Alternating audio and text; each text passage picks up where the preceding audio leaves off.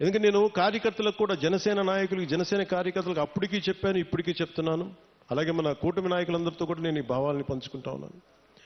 మనం కనుక ప్రజలతో మమేకమై తిరిగి కష్టాలని, వాళ్ళు ఏం కష్టాలు పడుతున్నారో మనం నిజంగా చేయగలిగితే, నాకు ఆ మనసు నలిగిపోయిన 2018 పోరాట యాత్ర అప్పుడు, అరే నా చేతిలో అధికారం లేదు, కనీసం చిన్నపాటి ఒక ఆడబిడ్డకి కన్నీళ్లు తుడిచిండే శక్తిని ఇవ్వు భగవంతుడాన్ని కోరుకుంటే, ఆ రోజు పరమశివుడు అనుగ్రహించి, నూకాలమ్మ అనుగ్రహించి, మోదమాంబ అనుగ్రహించి, ఈ రోజున కూటమి ప్రభుత్వాన్ని ఈ రోజున మాకు అధికారం ఇచ్చి, వాళ్ళ అధికారం ఇవ్వడం వల్ల మీ ఆశీస్సులు అంటే ఎంత బలంగా కోరుకున్నామో ఆ రోజున, ఈ రోజున మేము దాదాపు 1005 కోట్లు, అంటే దాదాపు 1000 కోట్ల పైన డబ్బులు 1050 కిలోమీటర్ల రోడ్డుకి వేయగలుగుతున్నాం అండి. రోడ్లు వేయటమే కాదు, మీ జీవితాలు కొంత మెరుగవుతాయి, కొంత ట్రాఫిక్ పెరుగుతుంది, కొంత మనకి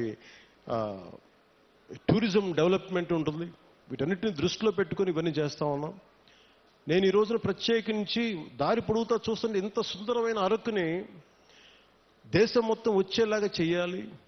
అలాగే ఏం చేయాలని కూర్చోబెట్టి టూరిజం శాఖ మంత్రివర్యులతో మాట్లాడతాను, శ్రీ కందుల దుర్గేష్ గారితో, గౌరవ ముఖ్యమంత్రి గారితో మాట్లాడతాను, సంబంధిత జిల్లా అధికారులతోటి, కలెక్టర్ గారితో మాట్లాడి మీకు అభివృద్ధిలో ఇక్కడున్న యువత గంజాయి వైపు కాకుండా మీరు టూరిజం వైపు వెళ్ళాలి, సేవలు, మీరు సర్వీస్ సెంటర్స్ పెట్టుకోవాలి, ఇక్కడ కూర్చోబెట్టి చిన్న చిన్న హోటల్స్ నడుపుకోవాలి, మీకు ఏదైనా స్థలాలు ఉంటే మీరు అక్కడ కూర్చోబెట్టి కొంచెం ఓపెన్ క్యాంప్స్ పెట్టుకునేలాగా, 10 డబ్బులు వచ్చేలాగా, కొంతమందికి వృత్తి ఉపాధి వచ్చేలాగా ఖచ్చితంగా కృషి చేస్తాం.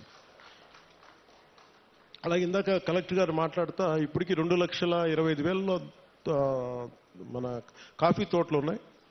ఇంకో పట్టణాలకి జిరాయితీ పట్టాలు కానీ, లేదంటే పోడు పట్టాలు కానీ కలిపి ఇంకొక 1,00,000 పైన మేము ఎకరాల్లో కాఫీ తోటను సాగు చేయాలనుకుంటున్నాం. దీనికి కాఫీ తోటలు పెంచాలంటే ఎత్తైన చెట్లు, వృక్షాలు కావాలి. అందుకని ప్రత్యేకించి అలాంటి వృక్షాలు పెంచాల్సిన చోట దాన్ని ఈ మనకి ఉద్యానాలని పెంచే దాంట్లో జాతీయ ఉపాధి హామీ పథకానికి, ఆ పథకం దీని కింద వర్తిస్తుందా అని అడుగుతారు. ఖచ్చితంగా దాన్ని పరిశీలించి, ఇక్కడ అంటే నా భయం ఏంటంటే, ఒకటి సిల్వర్ ఓక్ ఎప్పుడు కూడా వల్నరబుల్ టు ఫారెస్ట్ ఫైర్స్, అంటే ఎక్కువ మంటలు రగుల్చుకునే అవకాశం ఎక్కువ ఉంటుంది. అది స్థానికమైన చెట్టు కాదు.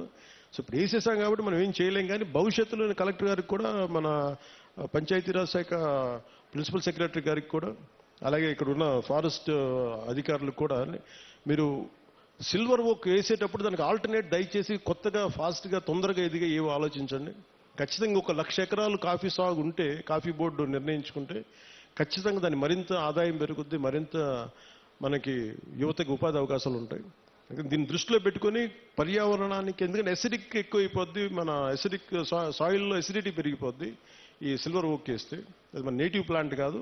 అందుకనే పనస కానీ, మామిడి కానీ, ఇంకా తొందరగా ఎదిగే మొక్కలు ఏమున్నాయి, వీటన్నిటి వృక్షాలు ఏమున్నాయి, వీటిని దృష్టిలో పెట్టుకొని ఖచ్చితంగా కలెక్టర్ గారు అడిగిన ఈ ప్రతిపాదన ముందుకు తీసుకెళ్తాం. ఖచ్చితంగా 1,00,000 ఎకరాల్లో కాఫీ తోటని ముఖ్యమంత్రి గారు తెలియజేశారు. ఖచ్చితంగా దీన్ని సాధిస్తామని మీ అందరికీ తెలియజేసుకుంటాం.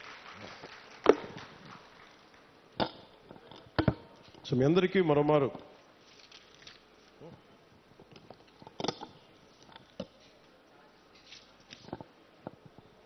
ఇంకా చేస్తారు, ఇంకా బస్తర్లోనూ ఇక్కడంతా ఇంకా మనకి చిల్లంగి అని చేస్తారంట. చిన్నప్పుడు నేను తులసి నవలు చదివాను, కానీ బస్తర్ నుంచి దార్కా వచ్చాడు, కాద్రా వచ్చాడు. నవల్స్లో బాగుంటుంది, కానీ నిజంగా అంటే ఎందుకో ప్రత్యేకించి పోలీస్ శాఖ అధికారులు నా దృష్టికి తీసుకొచ్చారు, ఎస్పీ గారు నా దృష్టికి తీసుకొచ్చారు, ఎస్పీ గారు, డిఎస్పీ గారు ఇద్దరు. అంటే అరకు పరిసర ప్రాంతాల్లో ఇప్పటికీ చాలా మంది చెడుపు, చిల్లంగి మరియు చేతబడి వంటి మూఢనమ్మకాలని ఉన్నాయి. దానివల్ల పొరపాటున మానసికంగా మన ఇంట్లో బాగలేకపోతే, ఒకరికి ఎవరికైనా మానసిక వ్యాధి ఏదైనా వస్తే, మనకు పడని శత్రువు ఎవడన్నా చిల్లంగి చేశాడు, చేతబడి చేశాడని చెప్పి కొట్టి చంపేయటం, ఇట్లాంటి చేయటం దాదాపు గత కొన్ని సంవత్సరాలుగా 9 మందిని చంపేశారనేది ఒక రికార్డు పోలీస్ శాఖ అధికారులు పెట్టారు. సో వారి విజ్ఞాపన, వారి విన్నపం ఏంటంటే, ఎట్టి పరిస్థితుల్లో మీరు దయచేసి దీని అలా ఆ మూఢనమ్మకాల వైపు వెళ్ళకండి. ఏదన్నా బాగలేకపోతే ఎందుకు బాగలేదు అని దృష్టిలో పెట్టుకొని అట్లా ఆలోచించమని, అందుకని దీనికోసం ప్రత్యేకించి వికాస్ అనే ఒక కార్యక్రమం ప్రారంభించారు. ఈ పై విషయాలన్నింటినీ, అంటే దీనికి గల కారణాలను పరిశీలిస్తే మూఢనమ్మకాలని మనకి ఇంట్లో వాళ్ళకి బాగలేకపోతే చేతబడి చేశాడు, చెల్లంగి చేశాడు అవన్నీ సినిమాల్లో బాగుంటాయి, నవల్స్లో బాగుంటాయి. నిజానికి మన మనసుకు మించింది ఏం లేదు. అంటే మీ మైండ్ చెడు మంచి అనేది ఏంటంటే ఒకడు పోవాలని కోరుకుంటున్నా అదే చెడు, అంతే, అదే చేతబడి.